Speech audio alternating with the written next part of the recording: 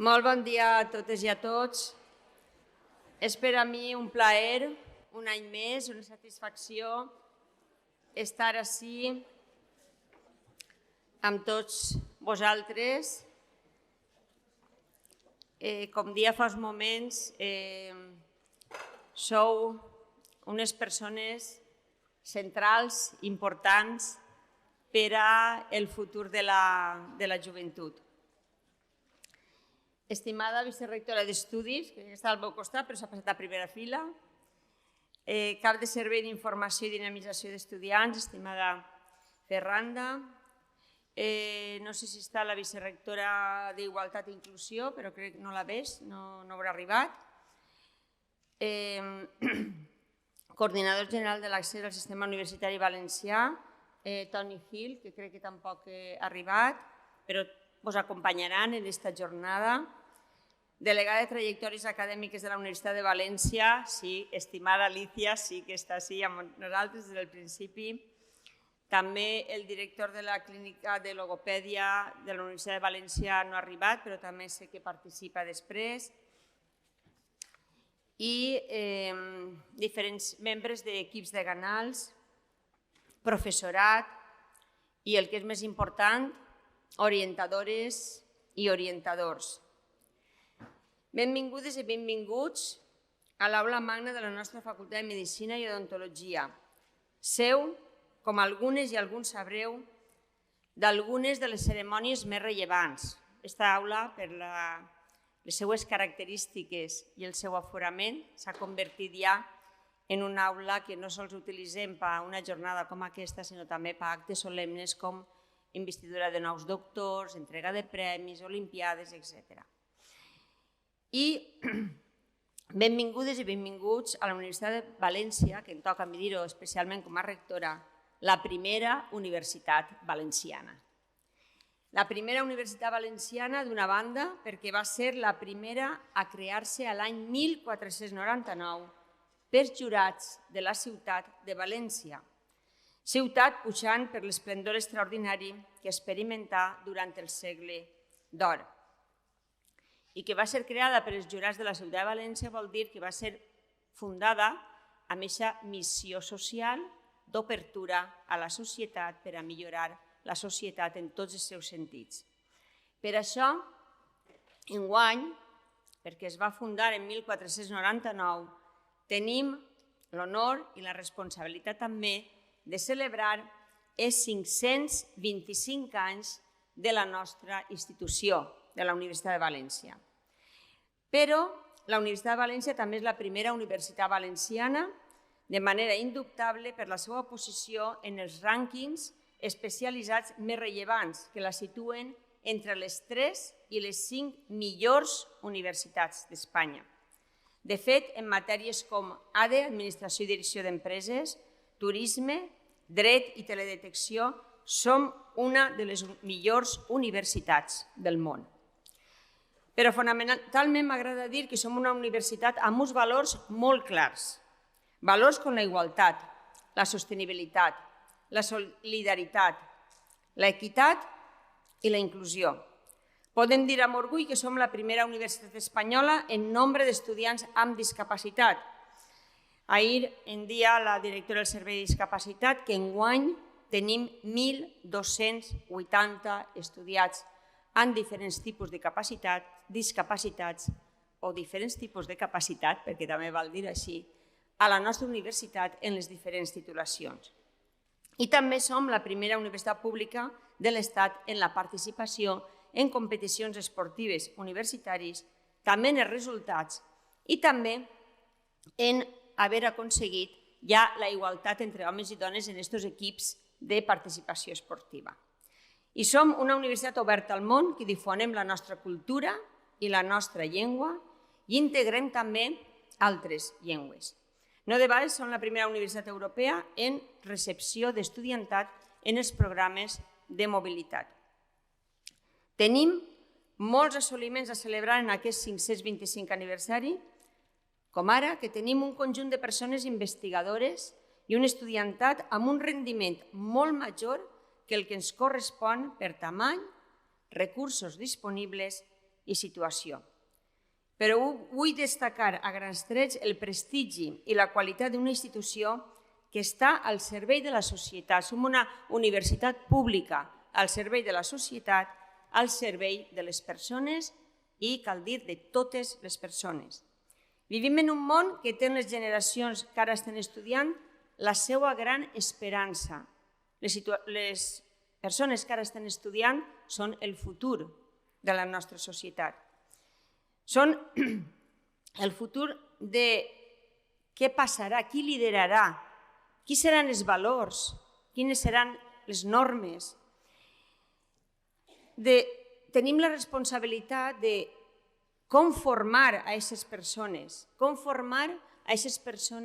que el dia de demà dirigiran els nostres governs, les empreses més rellevants i les entitats que ens adaptaran a les circumstàncies que es toqui viure i que enfrontaran els reptes col·lectius que ens afecten. De tot això dependrà que el nostre futur siga un o un altre. I de la mateixa manera del fet que sapiguem identificar factors de risc, idear mesures per a contrarrestar dificultats que viu l'estudiantat i guiar a aquest estudiantat que per raons biològiques i socials ben conegudes viu una època de confusió, incertesa i inseguretat, guiar-los, orientar-los cap a un futur on se senten persones realment realitzades.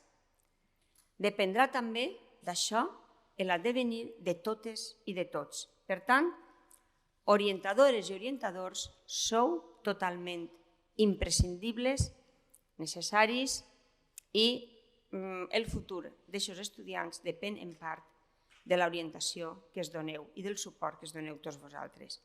Per això considero aquesta cita com ineludible, perquè crec necessari traslladar-vos de primera mà el meu parer sobre el paper tan important que desenvolupeu en la societat. Avui tindreu ocasió d'escoltar i d'intercanviar parers amb algunes de les persones que més en saben sobre ajudar a l'estudiantat a superar dificultats endògenes i exògenes en l'educació secundària i a encarar també l'etapa preuniversitària amb les màximes garanties. Entre elles, voldria destacar a la ponent de la conferència d'avui, la professora del Departamento de Sociología y vicerrectora de Igualdad, Inclusión y Compromiso Social de la Universidad de Granada, Mar Venegas. Muchísimas gracias por estar aquí, por acompañarnos y sobre todo por la información y formación que darás a nuestros orientadores. Muchísimas gracias.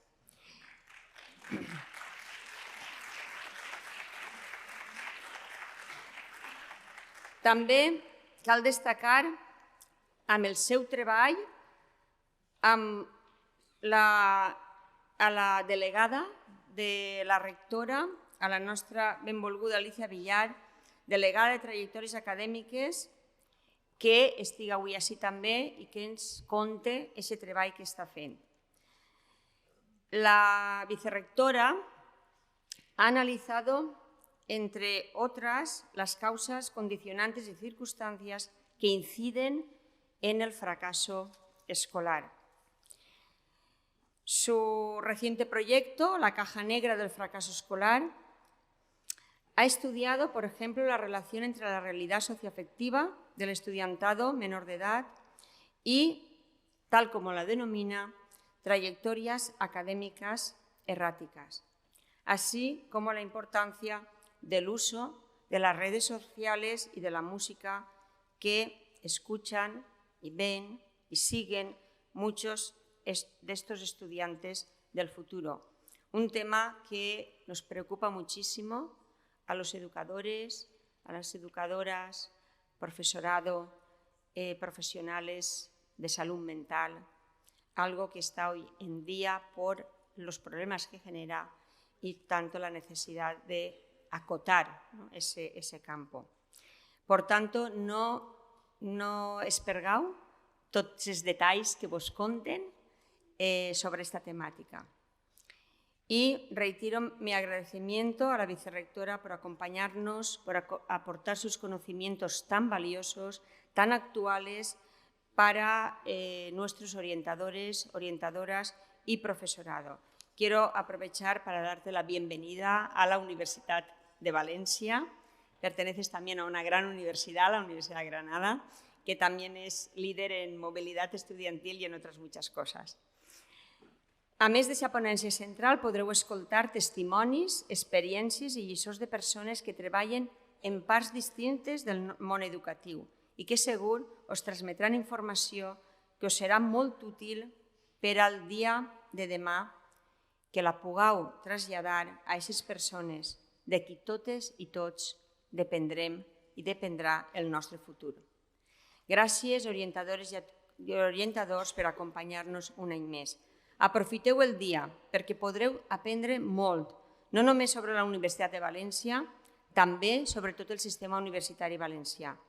Vull acabar agraint la seva col·laboració al Servei d'Informació i Dinamització per l'ajuda que presten cada dia a l'estudiantat i per la feina que hi ha al darrere d'aquesta jornada, que ja s'acosta a la seva edició número 30. 3 dècades treballant per l'estudiantat i per als seus formadors i formadores. Igualment vull agrair la seva presència i concurs a les persones que confirmen la solidesa un any més d'aquesta trobada i que confirmen el prestigi i l'excel·lència de la Universitat de València.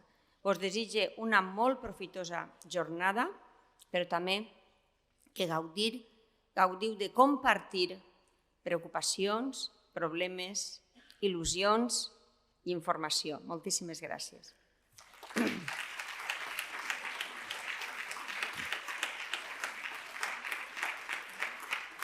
Queda inaugurada la jornada i ja pense que comenceu a treballar. És així? Bueno, moltes gràcies.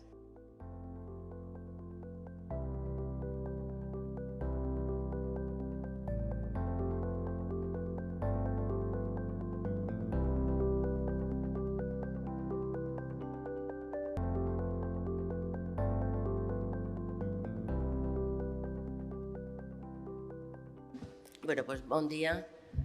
I després d'aquestes paraules de benvinguda i d'inauguració d'aquestes jornades per la nostra rectora, comencem ja amb la primera part de la jornada, que és la ponència de la professora i vicerectora d'Igualtat, Inclusió i Compromís Social de la Universitat de Granada, Mar Venegas. Jo l'havia de presentar, però la veritat és que la rectora ja ha fet una bona presentació, encara que mai seria suficient per a presentar a Mar, que ha fet moltíssimes coses que ens poden resultar molt d'interès. Com ha dit la rectora, la professora Mar Venegas és doctora en Sociologia, amb menció europea per la Universitat de Granada i experta en gènere i igualtat d'oportunitats. I compagina la seva funció i professió de sociòloga amb ser vicerectora d'Igualtat, Inclusió i Compromís Social des de fa cosa de poc més de mig any, però té molta experiència en el tema. Les seues àrees d'investigació abasten la sociologia de l'educació i els estudis de gènere i sexualitat i forma part del grup d'investigació Sexoafectivate, des del qual ha dirigit projectes com Èxit o fracaso escolar en secundària obligatòria des de la perspectiva de les relacions afectivo-sexuales de adolescentes en la actual societat andaluza digital. Hem comentat un poc la importància i el perill de totes les xarxes en aquests temes. I l'èxito i abandono en secundària professional des de l'anàlisi del romance juvenil també en l'actual societat andaluza digital. I té moltíssimes col·laboracions amb la comunitat educativa i té moltíssimes publicacions en aquest àmbit.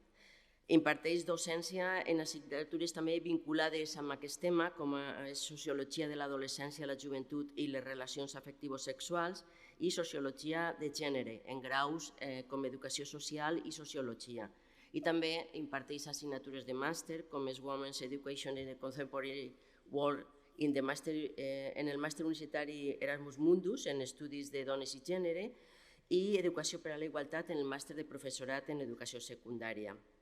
Ha sigut subdirectora de la revista de Sociologia de l'Educació i bueno, pues, tenim el plaer que s'acompanye. Jo, encara que és de Granada, he fet tota la seva presentació en valencià perquè ens ha dit que ens entén, però a més ella coneix perfectament el seu currículum, per tant, aquesta part la podia fer perfectamente en valencià, però ara, pues, sí, en castellano. Bienvenida, muchísimas gracias, Mar, por prestarte a hacer esta ponencia, que estoy segura que resultará muy de interés para todos nuestros orientadores y orientadas. Ya ves que, bueno, que están muy expectantes y el público que tenemos es abundante y receptivo, por tanto, cuando quieras. Sí.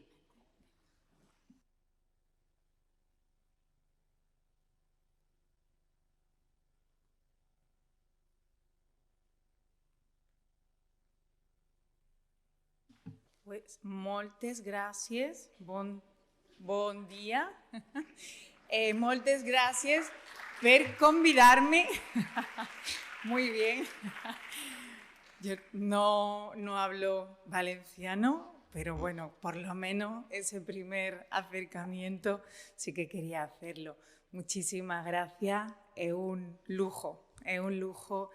Yo siempre digo que poder compartir con gente que tiene las mismas inquietudes que tú, aquello en lo que andas en tu vida cotidiana, yo creo que es de las mejores oportunidades que tiene un trabajo como este. Y para mí andar enredando en cuestiones educativas, en lo que llevamos mucho tiempo Alicia Villar y yo, pues es siempre un honor, y venir a la Universidad de Valencia lo es todavía más. Esas buenas relaciones que hay entre los dos departamentos de sociología de ambas universidades, y bueno, pues poder compartir este trocito de un proyecto en el que hemos estado trabajando. Alicia y la Universidad de Valencia ha sido también parte del proyecto, y desde luego muchísimas gracias a Isabel, a la vicerrectora, a todo el servicio, a Ferranda, a Alicia, a la rectora, que también ha tenido palabras entrañables previamente, y muchísimas gracias a todas las personas que hoy vais a estar trabajando aquí en este tema que yo creo que es fundamental en nuestra compleja educación, en nuestra compleja sociedad, en un momento como el actual. Voy a intentar contaros en unos 40 minutos, por daros algunas pinceladas de lo que ha sido este proyecto, y sobre todo pensando qué puede aportar la sociología a esos departamentos de orientación de los que venís la gran mayoría. Y de alguna manera, cuando hablaba la rectora, hablaba de esos valores de esta universidad antiquísima que va hacia los 525 años. En el caso de la Universidad de Granada haremos 500 en el año 31, y sentimos, ¿no?, ese hermanamiento histórico, ese compromiso con el conocimiento, con que llega a la ciudadanía, y en mi caso pues especialmente con temas de igualdad, que es de lo que yo voy a hablar a continuación. Pusimos este título pensando, ¿no?, en el valor que podía tener este proyecto también a la hora de orientar, sobre todo sabiendo que quienes estáis en los departamentos de orientación o en secundaria en general, pues tenéis también la posibilidad, ¿no?, de desempeñar un papel muy importante en ese trabajo por la igualdad, y que es clave en esa orientación que hacemos. Estos son dos proyectos financiados con fondos públicos en concurrencia competitiva, son un I+D y un FEDER, los dos andaluces, pero que han contado también con la Universidad de Valencia un poco como caso control para poder comparar. Me voy a referir a aquel que tenéis sombreado en morado, porque es del que voy a hablar, en el que hemos avanzado más en el análisis de los datos. Me voy a centrar específicamente en educación secundaria obligatoria, aunque es verdad que hemos trabajado también en FP, y que probablemente pues que quede un poquito más cerca del contenido específico de esta jornada, pero pues me vaya a permitir que me centre un poquito más en aquellos resultados que hemos podido avanzar mejor. Veis 27, 23 miembros, de los cuales 16 eran mujeres y 7 hombres, varias universidades andaluzas, también europeas, ya os digo, también la Universidad de Valencia, 2 años que realmente eran como 1,5, porque estas convocatorias siempre juegan un poco con los tiempos, y una cantidad ingente de trabajo, de datos, en un tiempo récord, que es de agradecer desde luego a todo el equipo y a su compromiso. Bueno, ¿cuál era nuestra tesis de partida? A ver, seguramente, y luego cuando tengamos el ratito que tengamos para, si hay alguna intervención y queréis decir algo, podréis comentar, tenemos la percepción de que eso que llamamos cultura del romance en sociología se refiere a ese espacio cotidiano de vida, de lo que llamamos construcción de sentido en la vida cotidiana de las personas más jóvenes. Entonces, el romance es un término que hemos utilizado en sociología desde los años 70 en el ámbito de los estudios culturales para comprender cómo las relaciones afectivo-sexuales de pareja están rodeadas por otras dinámicas sociales, la relación con el grupo de amistad, la relación con el profesorado, también con la familia, aunque como nos queda fuera de la escuela no la hemos seguido tanto, todas las cuestiones que están mediando en términos de género, todo el tema de la sexualidad, etcétera. Imaginaros ese espacio, hablaba antes también la rectora y lo señalaba ahora la vicerrectora, ese papel de la sociedad digital, de las redes sociales, esta nueva realidad social con la que tenemos que trabajar desde la escuela, desde el sistema educativo, que nos pone también muchas veces, bueno, retos muy importantes por delante. Y cómo todo eso está influyendo en las trayectorias que construye cada persona a lo largo de su paso por el sistema preuniversitario, tanto obligatorio como posobligatorio en lo que sería la formación profesional o el bachillerato. Por tanto, nuestro objetivo era conocer empíricamente cómo se conforma ese espacio al que llamamos cultura del romance, eso que tenéis ahí, dimensiones, significados, relaciones y prácticas, y de qué manera todo ello influye en esos procesos escolares, en esas trayectorias de éxito o fracaso. Estos términos son gruesos, luego con los datos tenemos que relativizarlos, pero la definición del proyecto era así, y también cómo influyen a construirnos como esos sujetos, como esas personas escolares que se van a insertar después también en la sociedad, como señalaba también la rectora antes, ¿no? Y bueno, pues desde estos valores que son la igualdad, la interseccionalidad y la justicia social. Hicimos una etnografía en Andalucía en total fueron 12 casos, más el caso valenciano. Yo me voy a centrar en los datos andaluces porque es Alicia quien ha hecho el caso sobre la Comunidad Valenciana. Probablemente podéis seguir hablando con ella de esos resultados y estamos ahora empezando a plantearnos cómo comparar. Yo me voy a referir en lo que sigue al trabajo hecho en Andalucía. Y veis en total, pues dentro de esa etnografía, a través de investigación, acción educativa, tanto observación participante como entrevistas en profundidad con un grupo clase. Hemos trabajado con segundos, terceros, cuartos de la ESO, formación profesional básica y formación profesional de grado medio. Después le hemos hecho una encuesta y ahí tenéis los datos. 220 entrevistas en Andalucía, 237 contando con el caso valenciano y un total de 1.051 encuestas, de las cuales 614 pertenecen a secundaria obligatoria y 437, que desde aquí no lo veo bien, no me lo sé de memoria, a la FP. Bueno, a ver. Esto obviamente no os lo voy a contar, entramos en el bloque de la cultura del romance, os explico un poquito toda esta parte.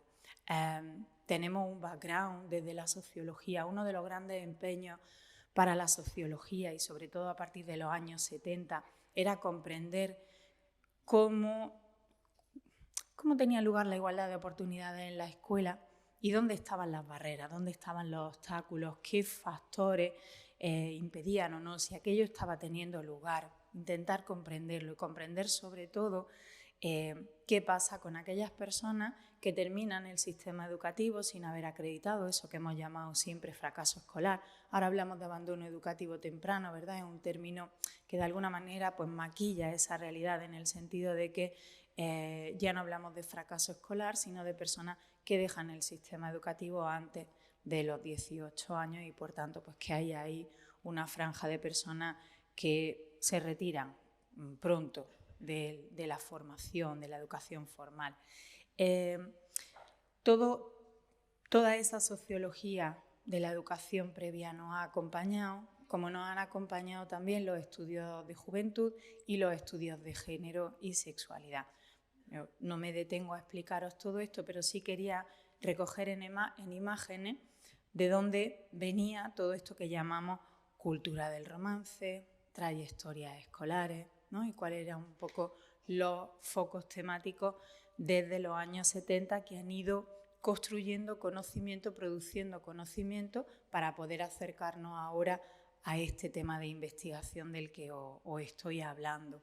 Bueno, ahí tenéis toda lo que sería esa sociología junto a la cultura escolar, juvenil y del romance, desde luego desde una mirada feminista, la cultura de pares digital, también esos movimientos que llama la literatura especializada antigénero, esos grupos ultraconservadores que están poniendo en jaque los logros del feminismo en el ámbito educativo, poniendo en jaque el propio principio de igualdad de género, y a partir de ahí pues la definición del objeto de estudio sobre resultados previos para poder convertir esa definición teórica en algo que se pueda valorar empíricamente. Bueno, ¿cuáles son los resultados? De todo ese conocimiento previo, lo que vemos en nuestros datos es que la cultura, eso que llamamos cultura del romance, que os decía antes, estaría configurado por estas dimensiones que tenéis ahí. La edad resulta fundamental y quienes trabajáis en el sistema educativo, como es el caso, sabéis bien que la edad es fundamental porque construye, determina, define el resto de experiencias vitales. Por eso no es lo mismo el primer ciclo de la secundaria que el segundo, en la ESO, ni es lo mismo primero que cuarto o que FP. Eso lo hemos visto muy claro en las entrevistas. Tendríamos el amor, la pareja, la sexualidad. Fijaros que si sumamos esas tres dimensiones y las juntamos, estaríamos hablando de lo afectivo sexual, esa educación afectivo-sexual de la que yo estoy hablando. Tendríamos también la pornografía, que se nos ha situado hoy, ¿verdad?, en un centro de debate fundamental en nuestra sociedad, para bien y para mal.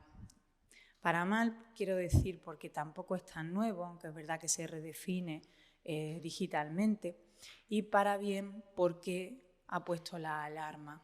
Y cuando se ponen las alarmas, se pone sobre la mesa la necesidad de diseñar políticas que nos permitan trabajarlo. Y eso siempre nos beneficia, digo entre comillas, a quienes en educación estamos especialmente preocupados y preocupadas por una temática como es esta. Tendríamos ese grupo de amistad al que me refería antes y, muy importante, las redes sociales y los referentes culturales. Antes mencionabais, ¿no?, la música que se escucha, que escucha la población más joven, pero también las series, la literatura que sigue, las redes sociales, los contenidos en esas redes sociales. Todo eso genera una cosmovisión que vamos a ver en los datos a la hora de analizar estos temas. Y, como os decía antes, en el objetivo, pues cómo influye en esas trayectorias escolares. Venga, pues vamos a pasar a ese segundo bloque. Y aquí teníamos avanzado desde la literatura especializada en temas de trayectorias escolares, fracaso escolar, bastantes dimensiones, la personal, la familiar, la escolar, la social, y dentro de ella pues todos esos indicadores o todos esos factores explicativos que tenéis recogidos en este esquema.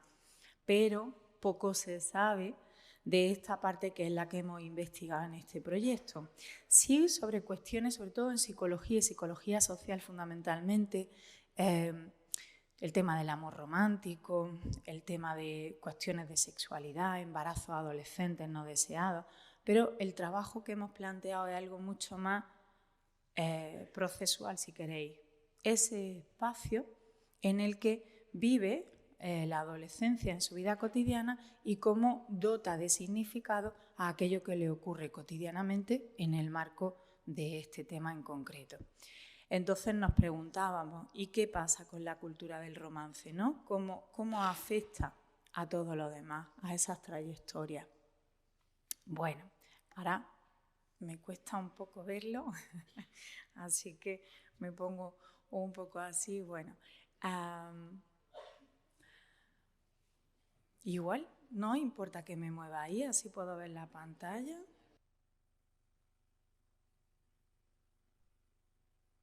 Así me ciño un poco mejor porque si no me pongo a hablar y el tiempo lo controlo menos.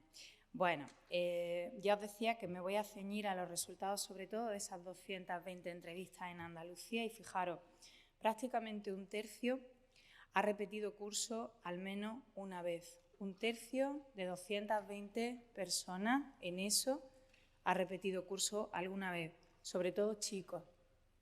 Esto lo sabéis bien, ¿verdad? Hay una masculinización de los brutos malos resultados escolares. 8 puntos más que las chicas. 7 de cada 10 participantes, 7 de cada 10, un 70%, han tenido alguna experiencia de pareja. Un cuarto ha repetido curso alguna vez, siendo esta correlación 4 puntos más entre los chicos.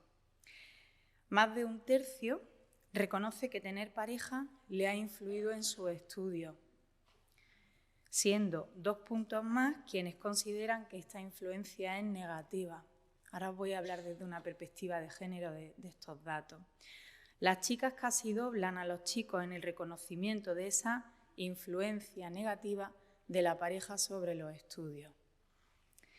Por tanto, podemos decir que los chicos repiten más. Esto autoras como Marina Subirats nos lo han explicado muy bien a través de la socialización de género, pero tener pareja afecta más a las trayectorias escolares de las chicas que de los chicos. Tener pareja tiene un impacto mayor sobre las chicas en sus resultados escolares. Luego es un factor explicativo con mayor capacidad en el caso de las chicas. A ver, vamos a hablar un poquito de las trayectorias de éxito. Para los chicos nos mencionan 2 dimensiones, la pareja y el grupo de amistad. En el caso de las chicas se habla solo de la pareja y lo hacen, estamos hablando de trayectorias de éxito, o bien porque priorizan su estudio a tener pareja, ¿no? Esto te lo dicen abiertamente en las entrevistas, o porque tener pareja mejora sus resultados escolares por varios factores que tenemos aquí, ya sea porque les ayuda a estructurar mejor los tiempos, o porque comparten tiempo de estudio, entonces se apoyan mutuamente, o porque la persona con la que están saliendo es una persona estudiosa, va bien, y entonces pues eso es un incentivo para estudiar. ¿Y qué pasa con...? Os explico un poco este término. Cuando hablamos de trayectorias de fracaso, yo decía, esto no es real, porque no siempre son trayectorias de fracaso. Lo que hay es trayectorias erráticas, es decir, personas que van suspendiendo a lo largo de los trimestres, pero que a lo mejor al final pues, meten un empujoncillo y entonces no repiten. O personas que en el primero y en el segundo de los trimestres no van muy bien y en el tercero tiran la toalla y entonces repiten, pero luego salen. La palabra fracaso escolar es como muy definitiva y gruesa. Entonces parecía que era mejor hablar de trayectoria errática en el sentido, ¿no? de esas experiencias que no son de un éxito escolar, de rendimiento escolar positivo, pero que en la mayoría de los casos pues, van saliendo adelante. Un cuarto de participantes que ha tenido pareja ha repetido curso alguna vez, siendo sobre todo los chicos, el 54%, frente a las chicas, ¿no?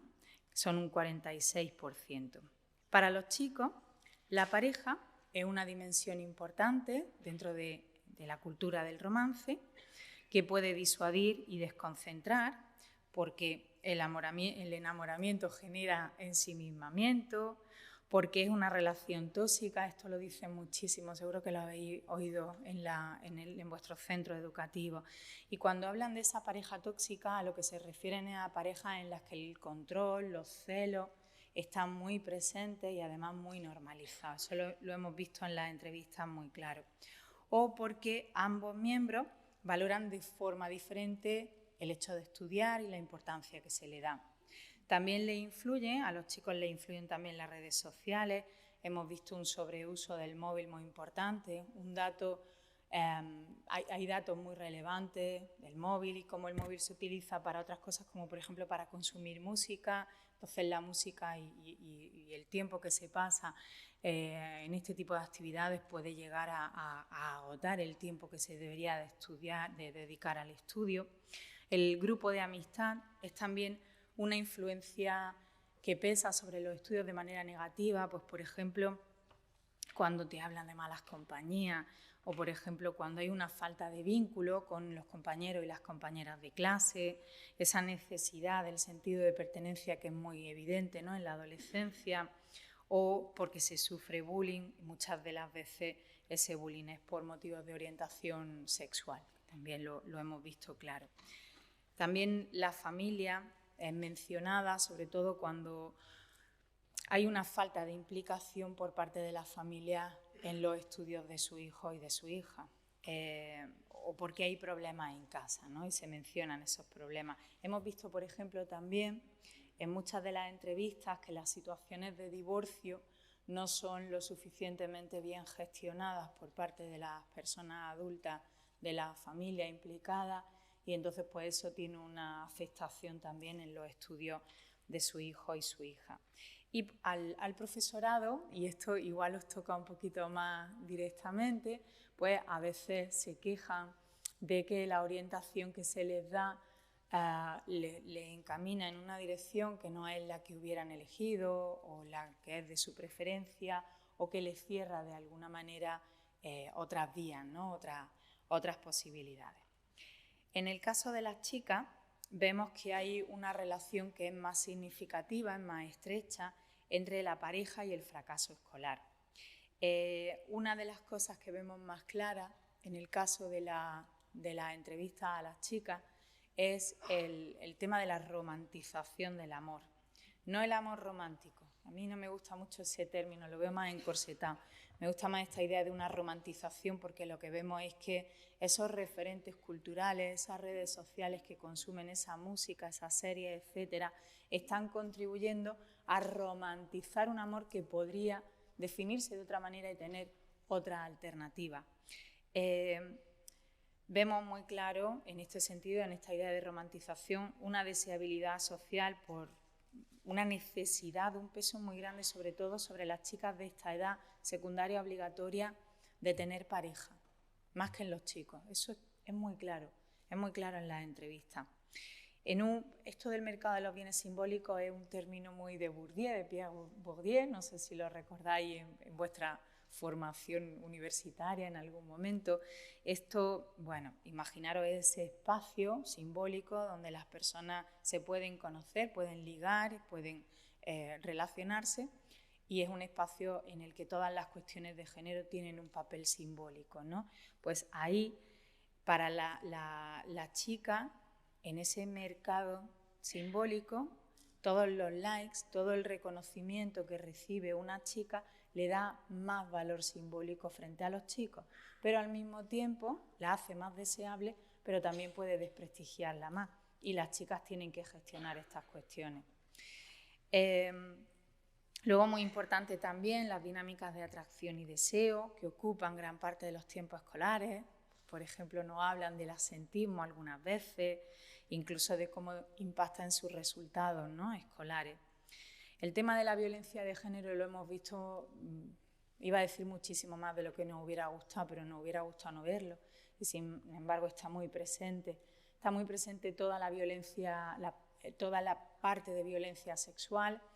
Se relacionan con referentes sexuales que no contribuyen a hacerlo en igualdad. No hay.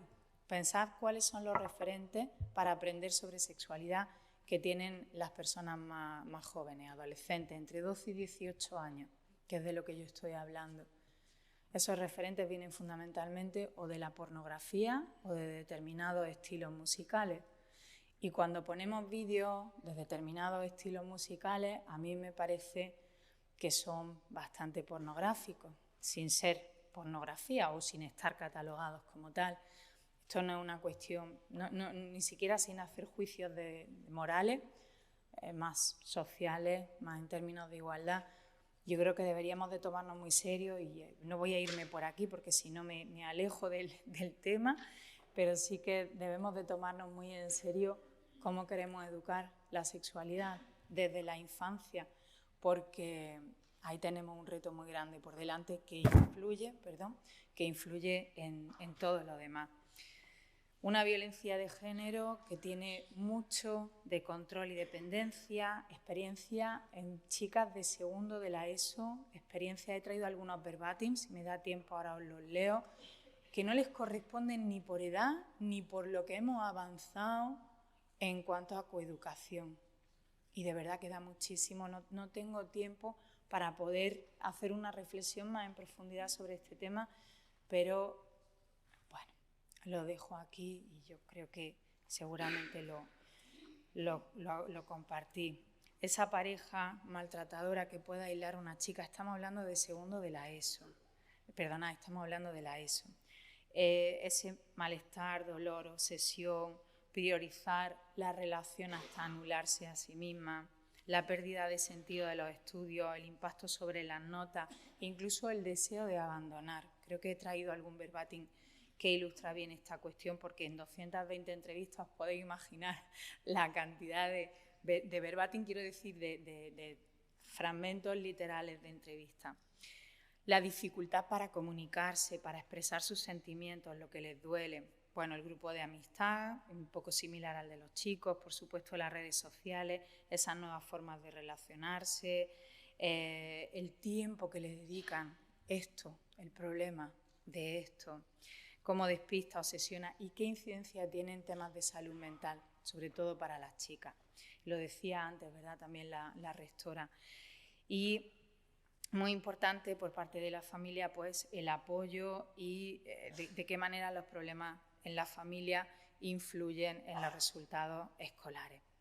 Bueno, os voy a dejar los verbatims y si me da tiempo luego vuelvo, ¿vale? Porque quiero contaros hasta el final y que tenga sentido todo lo que estamos comentando, y si me da tiempo después lo vuelvo, y si no, se los paso a la organización y que os lo faciliten. Por tanto, lo que hacen los resultados es confirmar que la cultura del romance es un importante factor explicativo de esas trayectorias escolares en secundaria obligatoria. Existen evidentes sesgos de género, ya hemos dicho que en los chicos hay una mayor tendencia a repetir, a tener peores resultados escolares, y en las chicas que salen peor paradas en sus relaciones de pareja y le afectan más en sus estudios. La cultura del romance explica más las trayectorias erráticas en el caso de las chicas. A los chicos les afectan más otros factores, están más en otras cosas en ese momento de su vida, probablemente en el resto de su vida también, porque aquí hay un sesgo de género importante, y pese a los esfuerzos del feminismo y de la coeducación por favorecer la igualdad, por romper con ese modelo de amor romantizado, este modelo prevalece y se manifiesta en forma de control, dependencia, violencia de género, y todo ello pues obviamente tiene un impacto sobre lo que las chicas y los chicos hacen en la escuela, sobre todo en el caso de este factor de análisis sobre las chicas. ¿Qué podemos hacer desde la orientación? Bueno, pues vamos a pensar un poco en cómo educar estas relaciones afectivo-sexuales en lo que desde los organismos internacionales se llama educación sexual integral.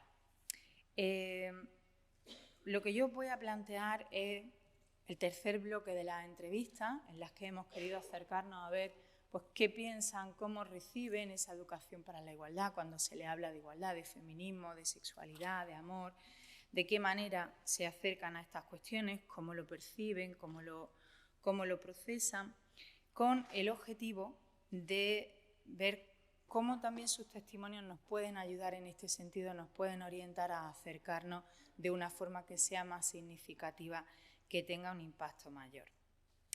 Nos dicen los chicos que, bueno, muchos chicos nos dicen que no hay necesidad de aprender sobre estas cuestiones porque al final pues, se aprende sobre la experiencia, ¿no? Tú vas encontrando tu camino.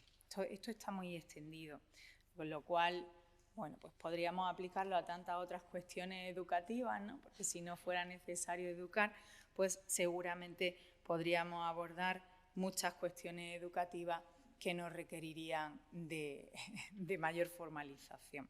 Ahí esto sí me preocupa especialmente. Hemos visto que hay un cierto cansancio, cierto, voy a decir, hastío, y lo digo con todo el dolor de mi corazón, ante temas relacionados con feminismo, igualdad de género, mujeres. Hay un rechazo más o menos velado. Ahora después os voy a plantear un poquito más esta cuestión y a daros alguna interpretación. Todo lo que hacemos en igualdad de género es interpretado fundamentalmente como hablar de mujeres. A lo mejor nos estamos equivocando también en ese planteamiento. Nos estamos encontrando en los chicos aliados para comprender que la igualdad de género es una cosa de relaciones de género y por tanto que implica a todas las personas y no solamente a las mujeres. Muy importante, estos días hemos tenido, ¿verdad?, un estudio del CIS, estamos viendo el Centro Reina Sofía sobre adolescencia y juventud, va publicando resultados también que nos recuerdan el calado que van teniendo los discursos de extrema derecha que niegan la violencia de género y que atentan contra la igualdad de género. Todo eso está calando, lo hemos visto no solo en las entrevistas, sino en los talleres educativos que hemos realizado con chicos y chicas de esta edad. También es verdad que hay personas que dicen, bueno, es que es necesario que trabajemos estos temas porque no todo el mundo lo tiene en casa, no todo el mundo tiene los referentes o porque no todo el mundo tiene claro, acepta la diversidad sexual, corporal y de género. Luego, tener estos referentes desde el sistema educativo parece que es fundamental. En el caso de las chicas, por ejemplo, sí que muestran la importancia que tiene para aprender sobre sí mismas, para aprender sobre su entorno. Incluso hay cosas, a mí hay cosas muy chulas, lo voy a decir así. Me gustan mucho esos institutos que tenemos en Granada, que tienen como el aula LGTB o el aula, ¿verdad?, que también tenéis, el aula de igualdad, el aula feminista. Y muchas de esas personas, lo hemos visto en otros estudios que hemos hecho en la universidad, agradecen mucho haber tenido ese momento, porque le ha ayudado bien, por ejemplo, a aclarar su orientación sexual o a definirse en determinadas situaciones o porque no encontraban los referentes. Es una cuestión, la educación en temas de igualdad es una cuestión de referentes. Es abrir espacios para ofrecer referencias alternativas y eso es absolutamente clave. Otra cuestión muy importante es la necesidad, lo señalan, ¿no?, la necesidad de innovar en la metodología y en los contenidos. Hay algo que vemos que es que no sea externo, que el centro educativo lo incorpore de manera inherente a aquello que trabaja, para que se entienda que forma parte del propio proceso de aprendizaje y, por tanto, que sea más significativo. También, y esto lo hemos visto en la entrevista a las chicas, hay una confusión entre feminismo y embrismo. Ahora os digo algo más sobre esta cuestión.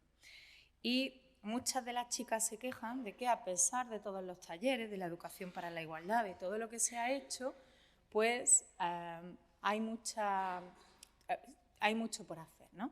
Siguen observando muchos espacios de desigualdad. Por tanto, para ir concluyendo en los 5 o 6 minutillos que me quedan, fijaros, esto es una propuesta, ¿vale? Esto es una invitación a pensar conjuntamente y a ver qué podemos hacer, aprovechándonos de algo que tenemos en este momento en el Estado español, que es una normativa de los últimos 4 o 5 años, aprovechando la que ya teníamos previamente desde 2004, desde la Ley contra la Violencia de Género, para construir una educación en igualdad más comprometida, no con los valores, que está muy bien, sino con la realidad que nos muestran los datos y la cotidianidad de la escuela, que yo sé que lo hacemos desde ahí, pero que los datos nos muestran que tenemos que seguir pensando y buscando fórmulas que tengan un impacto mayor. Lo primero que vemos, esa cuestión que os decía, hay una idea generalizada de esto, nos habéis hablado muchísimas veces de feminismo, de igualdad, y esto, pues la verdad, a mí ya ha llegado a cansarme. ¿Qué hacemos? Pues que no lo estamos haciendo bien. Igual lo que tenemos que hacer es explicar lo primero, y os digo una cosa en este sentido, uno de los objetivos de transferencia del proyecto era elaborar una guía educativa. Entonces, una de las primeras cosas que hemos visto que hay que hacer es empezar explicando los por qué. Es que llegamos, damos talleres de 2 horas muchas veces, porque no hay un curso construido como tal longitudinalmente donde podemos explicar las cosas. Entonces llegamos, hablamos de algo como violencia de género, algo de igualdad, de sexualidad, de lo que sea, pero no lo construimos desde la base. ¿Y esto por qué? ¿Y de dónde viene? ¿Y de dónde viene el término feminismo? ¿Y por qué el término feminismo hace alusión a FEM, a las mujeres, y no a los hombres? ¿Y de qué manera eso enlaza con un momento histórico que les explicamos en historia, en el mejor de los casos, pero que luego no lo conectamos con los procesos que tienen que ver con la igualdad de género? Entonces igual tenemos que explicar de dónde viene la igualdad, de dónde viene el género, cómo se ha construido históricamente y poner algunos datos para evidenciar esa desigualdad que se ha ido reproduciendo históricamente y explicar qué es el feminismo. Y tenemos que tomarnos el tiempo de hacer las cosas, sobre todo escuchándoles, poniéndonos en su lugar y entendiendo que la mirada adulta no necesariamente es la mirada que puede poner en juego una persona que tiene 15 años o 16 o 12. Por eso es necesario pedagogizar, me ponía ahí pedagogizar las razones, la importancia, la necesidad de educar en igualdad. Hay este momento, ¿no? Ahora mismo esto lo hemos trabajado, lo estamos trabajando también Alicia y yo estoy coordinando un proyecto sobre este tema, una tesis doctoral. Tenemos especial compromiso con qué está pasando a nivel de la propia democracia. Cuando hablamos de igualdad de género estamos hablando de democracia. Si nos fijamos en cómo ha construido la Unión Europea la democracia, y yo soy una firme defensora, tengo que declararlo desde ahí, lo ha hecho de la mano de las políticas de igualdad. No se entiende la democracia si no es, y desde luego en nuestro contexto inmediato, si no es de la mano de las políticas de igualdad. Y en este momento asistimos a una situación sociopolítica compleja donde hay 2 grandes paradigmas que se están enfrentando. Y todo lo que tiene que ver con la igualdad sexual y de género no es sino reflejo de esa situación más global. Luego, tiene un calado a un nivel un poco más micro, pero es importante reflexionar sobre ese telón de fondo.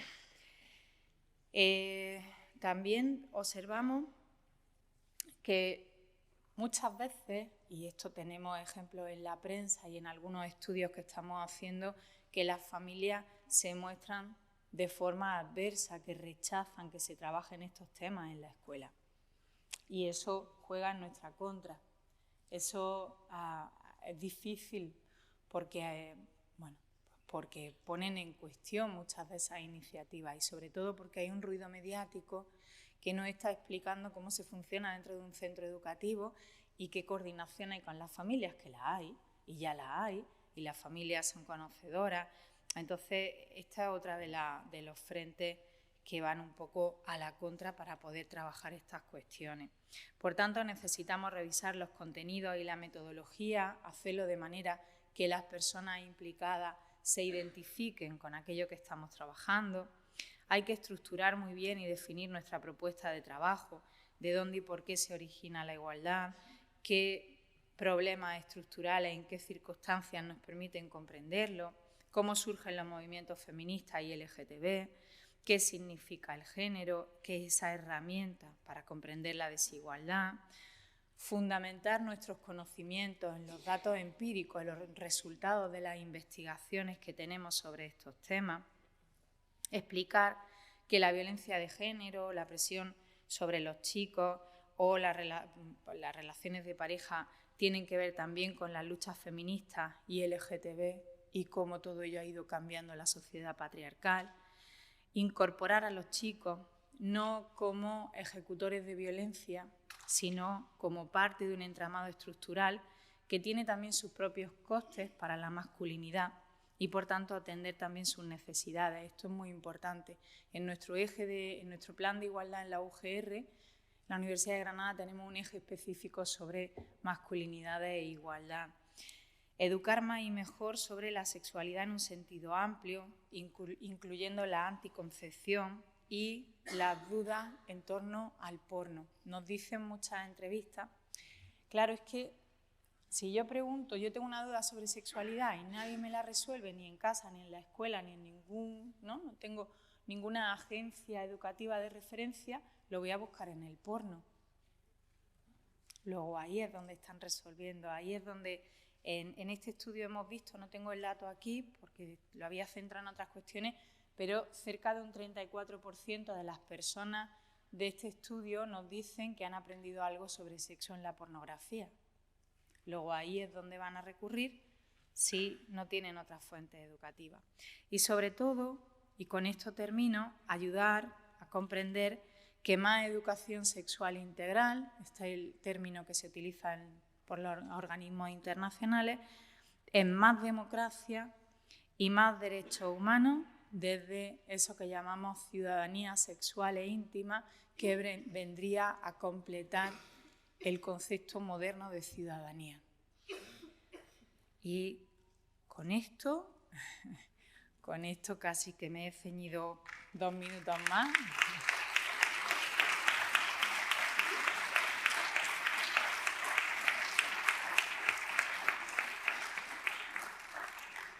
Muchísimas gracias. ¿Tienes aquí?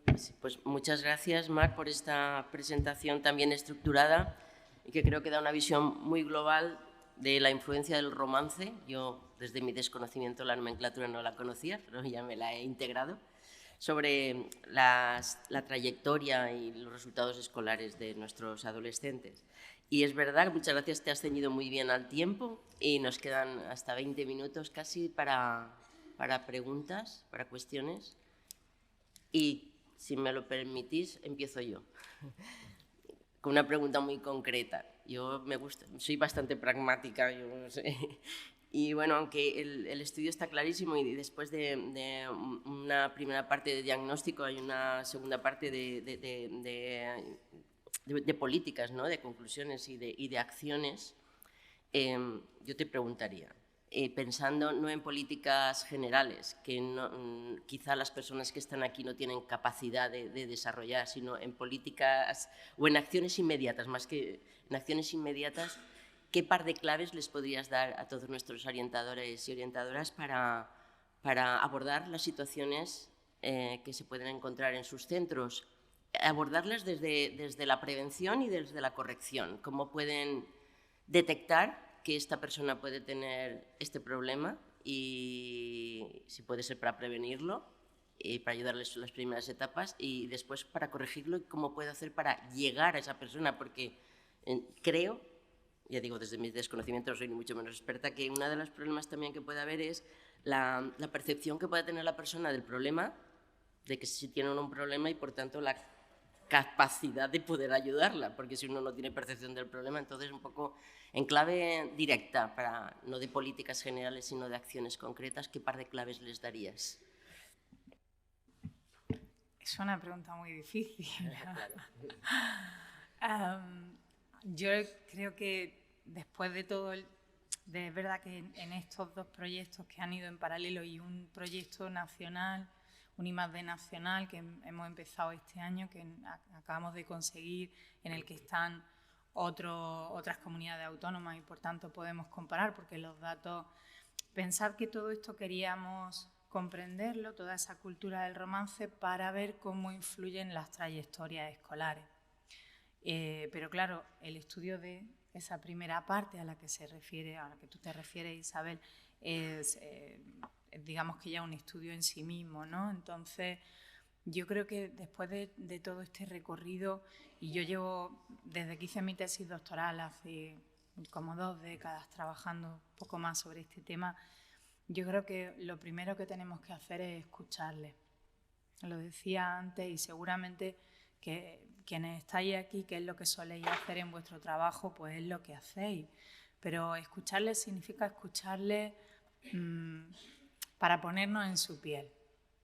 Porque, como tú decías, Isabel, si yo no soy consciente de que tengo un problema, yo no me voy a plantear que tengo la necesidad de responder a ese problema. Y creo que muchas veces, esto lo podemos discutir porque es una percepción, pero es una percepción que también los datos confirman, ¿no? Tenemos una mirada excesivamente adultocéntrica a la hora de trabajar, no digo vosotros y vosotras, que no sé cómo lo hacéis, hablo un poco del trabajo que hacemos en general, a nivel global, sobre educación afectivo-sexual en los centros educativos. Y creo que necesitamos ponernos mejor en la piel de una persona que está viviendo una situación determinada a una edad determinada. Porque yo, cuando siento que no nos haya dado tiempo de leer esos trocitos de entrevista, pero es verdad que cuando la he analizado, le he dedicado un montón de horas a leerla y pensaba, jolín, ¿de verdad yo que estoy trabajando sobre estos temas no me he dado cuenta de muchas veces el extremo al que llegan personas con 16 años que están en una relación de violencia de género y no lo ven? La gran mayoría de las chicas que nos hablan de casos de violencia de género sienten un amor pasional, romantizado, pero pasional, que se les acaba la vida. Algunas de ellas nos han contado intentos de suicidio. Entonces, lo primero, volviendo a la pregunta, es que nos pongamos en su piel, que les escuchemos, que comprendamos de verdad que si lo que necesitan es que les expliquemos sexo oral, pues que tendremos que hacerlo, por poco que nos guste. Perdonad que haya ido a un ejemplo que a lo mejor es más, ¿no?, como un poco más gráfico, pero es que si tienen necesidades educativas tenemos que cubrirlas. Y esas necesidades educativas tienen detrás otros condicionantes. Luego, lo primero sería, esto lo decimos desde la investigación acción educativa, todos los programas validados por organismos internacionales que hablan de educación afectivo-sexual nos dicen, lo primero es generar una metodología que nos permita escucharle, conocer sus categorías de pensamiento y sobre ellas empezar a construir el conocimiento sobre el que queremos trabajar.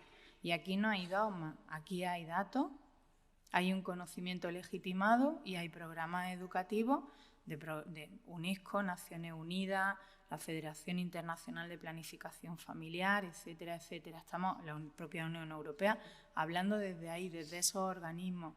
Luego está perfectamente legitimado, pero lo primero es qué necesidades tienen y en qué términos, y pensad que yo lo primero que os decía es cultura del romance, no el romance, ni la pareja, ni las relaciones románticas, ni el amor romántico, no, es cómo comprendemos nuestro mundo cotidiano, qué sentido le damos, y desde ahí lo segundo sería, yo creo que pensar en buscar un buen programa educativo o ir probando desde las herramientas que os llegan a los centros, pues desde cada comunidad autónoma se funciona de una manera porque las competencias educativas son autonómicas, y buscar un buen programa que pueda dar respuesta a esas necesidades específicas, pero sobre todo justificar muy bien los porqués.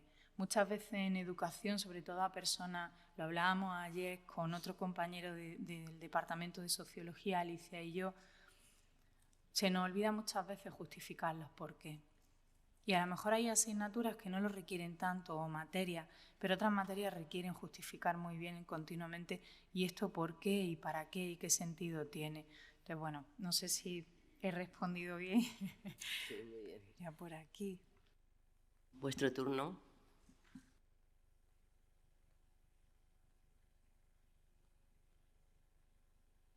Espera, que te porten un micro. Bueno, en primer lugar, muchísimas gracias por tu exposición. Ha sido muy interesante y yo me quedo con... me ha llamado mucho la atención y me ha gustado el tema de la masculinidad, el tema de también trabajar, y no sé hasta qué punto hay estudios profundos sobre este tema, de no me gusta utilizar el término nueva, pero bueno, es lo que se me ocurre ahora, de la nueva masculinidad. En alguna entrevista que he tenido con algún alumno declarado heterosexual, quiero matizarlo, se ha preocupado mucho o ha manifestado preocupación por qué es lo que se espera de él como chico, como hombre, ¿no? Sobre todo pues, por las corrientes, ¿no? que circulan, ¿no? hoy en día. Y la falta a veces de referentes claros, porque claro, hace 50 años pues todo chico, todo hombre, toda mujer tenía unos referentes claros de lo que se esperaba como mujer, como hombre, como otras tendencias sexuales también, como lesbiana, como homosexual, bueno, como transexual. Pero hoy en día, sobre todo en los chicos, he encontrado esta preocupación, lo cual me alegra, porque quizás tenemos que derivar en estudios más profundos y que van mucho más allá de estas diferencias de género, ¿no? Sino que es lo que se espera como ser en global, ¿no? Sin matizar tanto el tema de género. Bueno, no sé si he abierto aquí un melón enorme, pero bueno, es una reflexión en voz alta. Pues muchísimas gracias por tu reflexión en voz alta. Ahí realmente este tema no es tan nuevo. Los primeros momentos, las primeras iniciativas para pensar la masculinidad corren en paralelo a los años 70, el momento del movimiento de liberación feminista. Y hay un intento por crear un movimiento de liberación de los hombres. Claro, es que los hombres no necesitan liberarse. Los hombres igual necesitan pensar esa masculinidad desde una perspectiva de género, pero no liberarse porque, obviamente, pues, en un sistema como el nuestro, patriarcal, han ocupado una posición de privilegio, con lo cual la reflexión tiene que venir por otro lado. Y los estudios que tenemos en sociología sobre este tema, hay estudios muy interesantes, autores y autoras pues, como Connell, como Bourdieu, como Kimmel, como pues, una serie de referentes, incluso revistas específicas que trabajan sobre, ¿no? que publican los resultados de estas investigaciones. Y hay algo que nos han recordado, que para mí es fundamental, y es que dentro de esas dos categorías, hombres y mujeres, no hay una situación única, sino que hay situaciones múltiples. Los hombres tienen también sus propias formas de desigualdad dentro de la masculinidad, igual que las tenemos las mujeres, porque ocupamos posiciones múltiples de desigualdad. Esto que llamamos interseccionalidad ahora, ¿no? Entonces, bueno, pues no es lo mismo tener alguna discapacidad que no tenerla, no es lo mismo pertenecer a una clase social u otra, no es lo mismo tener una orientación sexual u otra. Entonces, todas esas formas de desigualdad interna invitan también a los hombres a pensar cuáles son, y a mí esto siempre me ha gustado mucho, pensar cuál es la máscara, ¿no? que implica la masculinidad. Y efectivamente los grandes problemas del género es que generan expectativas, eso que llamamos expectativas de rol en sociología, que a mí no me gusta mucho, porque es como un poco normativo, pero que es cierto, y al final hay una expectativa sobre ti. Y una expectativa sobre ti que no siempre, pese al privilegio, te sitúa en una posición cómoda, como que tengas la iniciativa a la hora de determinadas cosas, o que no puedas sufrir, o que siempre tengas la solución para cualquier problema, o que tengas que ser siempre el fuerte, o que, bueno, pues como tantas otras trabas. A eso, como tú decías, vamos a sumarle, no sé si os suena el término manosfera. ¿Os suena? Manosfera. Esto es como un término muy técnico, pero se refiere a esos espacios digitales que son encuentros sobre todo de hombres que vienen a reforzar una masculinidad que se siente amenazada por la igualdad, ¿no? Entonces está alimentado también por determinadas corrientes ideológicas más conservadoras que se sienten amenazadas por el feminismo. Y claro, todo esto está construyendo también una referencia para los chicos adolescentes. Entonces, si por una parte trabajamos sobre igualdad y por otra parte tenemos esta realidad que se mueve en redes, es difícil. Por eso yo os decía, vamos a escucharles. Yo tengo el recuerdo de un taller que hicimos allí en Granada, en uno de los centros que colaboraron en el proyecto, y recuerdo un momento hablando del tema del consentimiento, de un chico que se pone de pie en el salón de actos del instituto y con una agresividad, ¿no? Un lenguaje corporal agresivo, y tú podías entender que lo que hay detrás es la necesidad de gestionar muchas cosas que no son fáciles, porque hay muchas normas, hay muchos discursos que entran en conflicto, y gestionar todo eso requiere sentarse con un poquito más de calma, enfriar un poco los nervios y decir, vamos a ver qué hay detrás de esto, porque a lo mejor lo que hay detrás no es tanto la idea que tú tienes como la dificultad para gestionar muchas cuestiones, muchos discursos que están entrando en conflicto en lo que tú tienes que ser como un hombre heterosexual de 16 años, ¿no? Entonces, tenemos delante un tema muy complicado, pero también es bonito.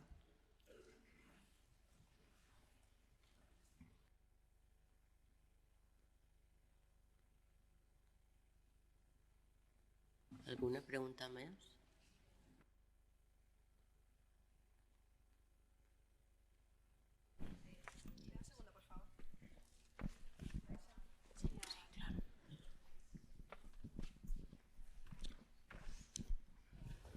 Ahora, sí. Bueno, en primer lugar, gracias por la intervención, me ha encantado la ponencia. Y en segundo lugar, es que quería preguntarte, porque estos temas cuando se tratan normalmente con los chavales, encuentro mucho lenguaje que es violento. Quiero decir, cuando hablo con el tema igualdad, LGTBI, independientemente de su formación, de dónde vengan, de dónde estén, encuentro mucho lenguaje violento, que creo que es algo que a lo mejor a mí se me queda un poco grande, pero que me gustaría saber cómo trabajar esto, porque sí que es verdad que hay un componente a lo mejor psicológico, personal, pero yo creo que hay un componente muy alto social, porque lo encuentro en diferentes edades. Y cuando se habla de eso, de términos de igualdad, o cuando dan su opinión sobre temas relacionados con el sexo, pues encuentro este lenguaje. ¿Cómo podemos trabajar eso? Pues es que vivimos como la escuela del espacio formal, que está en la aula sobre todo, y los pasillos son el espacio informal de ese espacio formal, que son reflejo. Cuando nos metemos en el aula y cerramos la puerta, pues hacemos como una pequeña burbuja un poquito más controlada, pero luego yo creo que en sociología siempre tenemos esta imagen, ¿verdad, Alicia?, de qué ocurre en lo formal y cuáles son los espacios informales, y ahí es donde viene a reflejarse lo que ocurre, ¿no?, en la sociedad, fuera de la escuela. Y estoy pensando, te estaba escuchando y estaba pensando, por ejemplo, a lo mejor ya no tanto la cuestión de la violencia, que también, sobre todo mucha violencia simbólica, ¿no? Mucho lenguaje corporal, mucho somatizar o contener determinadas rabias, determinadas frustraciones, incluso temores. Pero luego, por ejemplo, yo lo he visto muy claro trabajando con adolescentes en la aula, no sabemos nombrar la sexualidad, no sabemos nombrar nuestras emociones. Y además, yo creo que el hecho de que las redes sociales sean una referencia cultural principal, hasta el punto de que hay gente, pues no sé, que en vez de leer un periódico con 16 o 18 años, me entra en TikTok, y eso es verdad absoluta. Eso es como aquí en nuestra aula magna que estamos, ¿no?, que es como un templo del conocimiento científico y todo eso se está poniendo en cuestión porque están dándole valor a otros espacios. Entonces, ¿cómo lo hacemos? Yo creo que a veces tenemos que perderle un poco el miedo, ¿no?, a los términos que utilizamos y incluso a cierta provocación que genera un poco ahí la risa y que rompe la formalidad y detrás de ese lenguaje pues siempre habrá una dificultad, una forma de relacionarse, un cómo pues no sé si quieres poner un ejemplo que tienes en mente y pensarlo, pero sí que es verdad que detrás de esos términos un poco más violentos lo que hay muchas veces no saber nombrar a las cosas o sentir el ridículo porque como es un término muy formal y la gente que tenemos alrededor son nuestros iguales, pues también nos van a ridiculizar, ¿no? Entonces, eso no lo estamos trabajando lo suficientemente bien y creo que tenemos también pues que aprender a llamar a las cosas por su nombre y que no pasa nada por utilizar determinadas palabras en determinados lenguajes o que a veces sean un poco más provocadoras, pero que podamos también utilizarlas como una excusa para poder analizar de dónde vienen y lo que hay detrás. No sé si te convence mucho.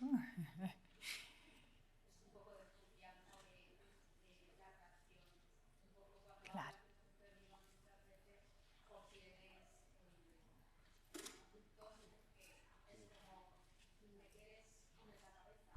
Claro. Claro. Y es un bloqueo también. Es que a ese ejemplo me refería, a ese caso, por ejemplo, como un ejemplo de lo que os decía antes de ponernos en su piel. Porque al final, vosotras y vosotros, cuando estáis en el departamento de orientación o el profesorado en el aula o en tutoría, somos figuras de autoridad. Y tenemos que serlo, porque tenemos que poner los límites. Deberíamos ser. ¿Lo soy o no lo soy? No. Debería. Ese es otro de los temas que hemos investigado Alicia y yo. Intentan. Sobre profesorado y autoridad y rendición de cuentas. Pero bueno, yo ya... Se les ve como autoridad, aunque no lo sean. Ese tema, eso es un temazo. Yo que llevo toda la vida dando clases en el máster de secundaria y además me parece que el trabajo sobre el profesorado de secundaria o sobre todas las categorías profesionales de secundaria es clave para comprender la educación en la sociedad actual. Claro, nosotras Alicia y yo, que lo miramos desde la sociología, este tema os ha removido mucho, ¿eh? Sí. ¿Veis lo que os digo de la reacción, de la interacción, de leer un poco al público? De la autoridad. Es que sentarte aquí te da mucha autoridad. Entonces te puedes permitir una situación así como que te da más empaque, el hábito hace al monje en estos casos. Pero sí que tenéis que entender que somos figuras de autoridad y que hay un bloque, hay un muro, porque se construye, ¿no?, socialmente en esa relación jerárquica que hay entre el alumnado y el profesorado, se construye un muro invisible. Entonces, el problema es que a lo mejor en la formación inicial que recibimos en el máster de secundaria para trabajar estas cuestiones, pues a lo mejor deberíamos de hacer hincapié o desde los centros de formación del profesorado, dar herramientas para perderle el miedo, para acercarnos, para encontrar que ese diálogo se convierta en una comunicación significativa. Yo creo que esa es la clave. ¿Cómo lo hacemos? Es que no hay recetas. Es que muchos de los grandes problemas que tenemos no tienen recetas, tienen claves, ¿no? Isabel hablaba antes de claves, pero recetas no hay. Entonces es muy difícil porque cada centro tiene unas dificultades, tiene un perfil sociodemográfico en ese público, tiene una familia y las familias están o no están. Os reíais, o nos daba, ¿no?, nos provocaba el tema de la autoridad del profesorado y la familia. ¿Cómo es vuestra relación con la familia? ¿Estamos consiguiendo que las familias sean aliadas de la escuela o no? ¿Cómo se define este tema? Tenemos que serlo. Tenemos que trabajar por encontrar la vía. El día que encuentre la respuesta me haré rica, tendré un copyright pero estoy convencida de que tenemos que ir por ahí. Y lo vamos a hacer. Para eso tenemos esta jornada.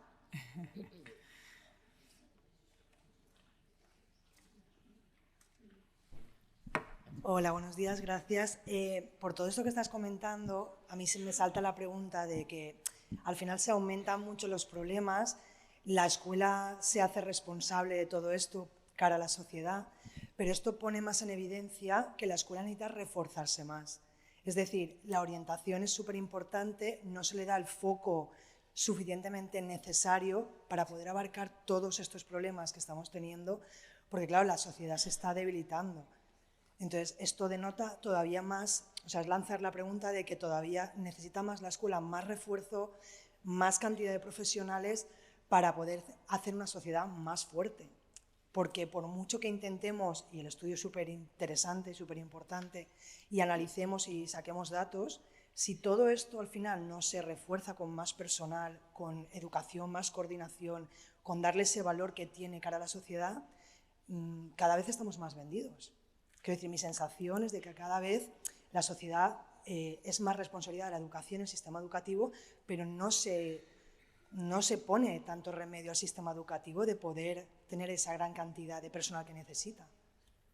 Entonces, al final son muchos temas a abordar que el sistema educativo está empezando a explotar porque no da de sí. Bueno, eso es mi visión. Gracias. Sí. Y probablemente muy compartida. Ha arrancado, aplauso.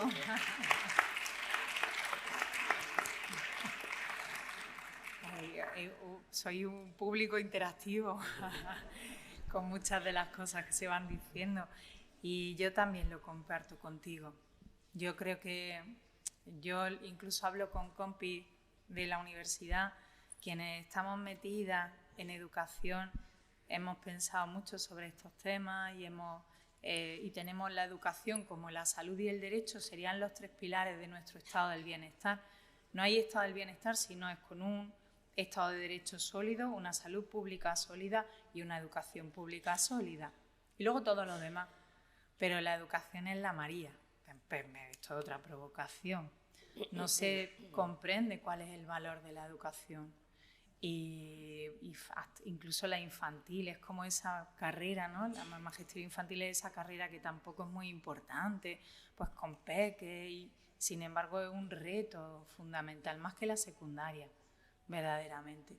Entonces, yo creo que tenemos esa asignatura pendiente como sociedad y sobre todo a quienes les compete, que son a los responsables o las responsables políticas de la educación. Y mucho me temo que no estamos mirando en esa dirección. Tiene que pasar algo muy grave, como lo que está pasando ahora con la pornografía, y entonces nos lo empezamos a tomar en serio, pues tendrá que haber, pues si es que ya estoy hablando más de la cuenta. Pero a mí no me gusta el consejo de orientación, la figura del consejo de orientación de tercero de la ESO. Y cuando se redujo las tasas de abandono educativo temprano, esto no lo grabes, porfa, que no parezca que lo he dicho. Pero no es real, no es una solución. No ha habido una respuesta educativa, ha habido una estrategia, pero no una respuesta educativa. La respuesta educativa tiene que venir, al final esto es como una espiral. ¿Cómo accede la gente que accede a educación infantil, primaria y secundaria? ¿Cómo formamos a esas personas? ¿Cómo acceden a la profesión? ¿Cómo se desarrolla la profesión y qué acompañamiento hay? Y qué recursos se acompañan, que se ponen para acompañar esas necesidades. Y si me lo permitís, incluso qué hacemos con las familias en esas asociaciones de familias que pueden jugar un papel muy importante. Entonces, bueno, en educación, en sociología de la educación, lo hemos pensado mucho. Yo sé que la Asociación Valenciana de Sociología trabaja mucho con el sistema educativo y que es también una mirada que puede ayudar y que puede ser una contribución en este sentido, pero lo comparto contigo.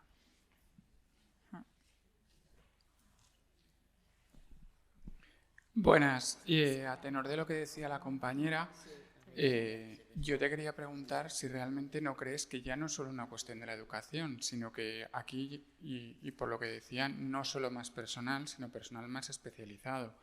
¿Cuál sería el papel aquí de los educadores sociales? ¿Cuál sería el papel de los pedagogos, que no necesariamente tienen por qué estar dentro de un aula? ¿Cuál sería la manera de ayudar a través de servicios sociales a estas familias? ¿Por qué han fracasado las escuelas de padres, que muchas veces acaban acudiendo a nuestros despachos para pedir estas respuestas que cuando ya la situación se desborda o se colapsa? Este tipo de situaciones y sobre todo cómo podemos difundir estas investigaciones, estos resultados, porque aquí, desde luego, la sala no está llena y es una de las jornadas a las que más gente acude. Quiero decir, a las jornadas de Taroncha Sensera, por ejemplo, que es un programa precisamente que va de la mano de diferentes instituciones municipales, éramos 4 orientadores para hablar precisamente del tema de la violencia de género en adolescentes, y estoy segurísimo de que es un tema, porque todos estamos aquí, que nos interesa, y sin embargo la mayoría probablemente no serían conocedores de estos proyectos, de estos programas y de las sensibilizaciones que hacen. Entonces, ¿cómo podemos dar desde nuestros despachos plataforma, difusión y altavoz a todas estas medidas, y cómo conseguimos que se impliquen otros agentes que también influyen directamente en la educación, desde tu punto de vista? Pues ahora te voy a hablar como vicerrectora. Hasta ahora hablaba la socióloga, ya te voy a hablar como vicerrectora con el poquito tiempo que llevo, pero es verdad que te da la oportunidad de pensar un poco desde ahí. Ahora en investigación, en general en I+D, pensamos en el impacto social y en la transferencia de conocimientos, y uno de los grandes problemas que tenemos es que la investigación se publica en foros que te leen iguales, pero no llega a la ciudadanía. A lo mejor se investiga sobre temas oncológicos, que hay una necesidad, volvemos a la cuestión, pero lo que se hace en educación, que es de lo que yo sé un poquito más, pues no suele traspasar los muros de la universidad.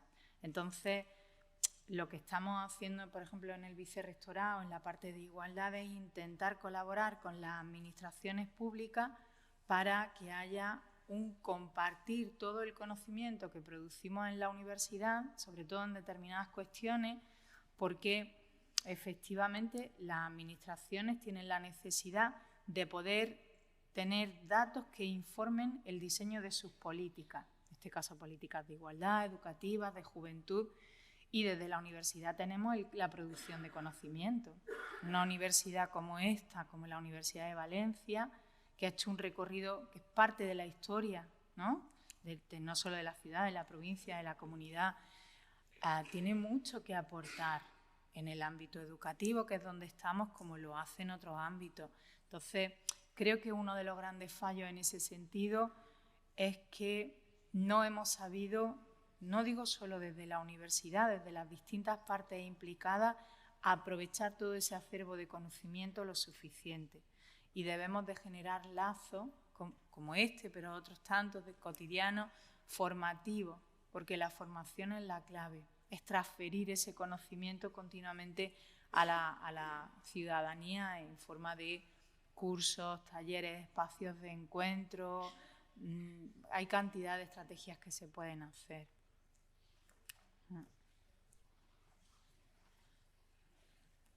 No sé si hi ha alguna pregunta, seria l'última, perquè ja estem fora de temps. Y si no, doncs yo le donaría de nuevo las gracias a Marc por habernos acompañado. Ha sido una muy interesante ponencia. Sí.